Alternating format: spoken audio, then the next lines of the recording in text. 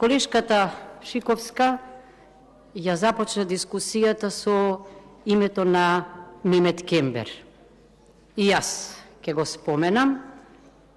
Мислам дека тоа што својот кус живот и не многу среќен го помина во институцијата лице в лице, што е културен феномен, не прави должни да предложиме, не би сакала некој дом на деца без родители да го носи неговото име, туку би сакала некој дом на млади да го носи неговото име, за секогаш да подсетува дека слично нешто не смееме да дозволиме да се случи.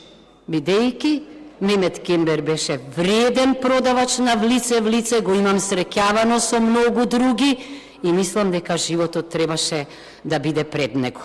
Што се однесува до законот, што сакам да кажам дека милиони луѓе за жал денеска се раѓаат, се движат и умираат без имени, без да ги знае никој, без да ги запознае никој. Тие и не знам дали може да речеме дека некаде постоеле, бидејќи ако се безимени и невидливи, не сакам да го употребам оној грд збор фантоми, не можело да видиме колку се умни, колку се вредни, колку се креативни.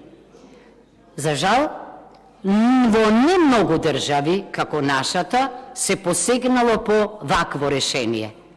Ние посегнавме по надзорна расправа, надзорната расправа вроди со решенија, се обидувавме да се држиме сепак во рамките на законот, и понекогаш може и низ правна рамка да се провлече опасност од некои други активности и мислам дека успешно тоа го направивме.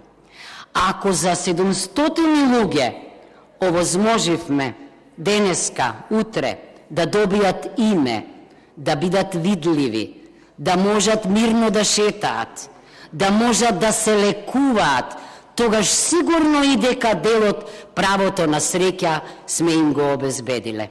И јас исто им благодарам на сите за дискусиите, но би сакала да кажам уште една реченица. За се што зборувавме во комисијата, ги информирав во пратеничката група на ВМРО-ДПМНЕ. Ги изразував моите дилеми, меѓутоа исто така и барав разбирање од нив.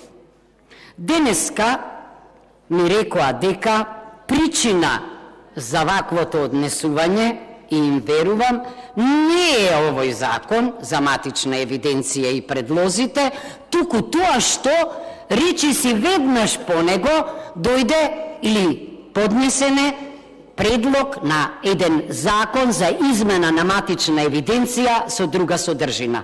За него ќе зборуваме во друга прилика.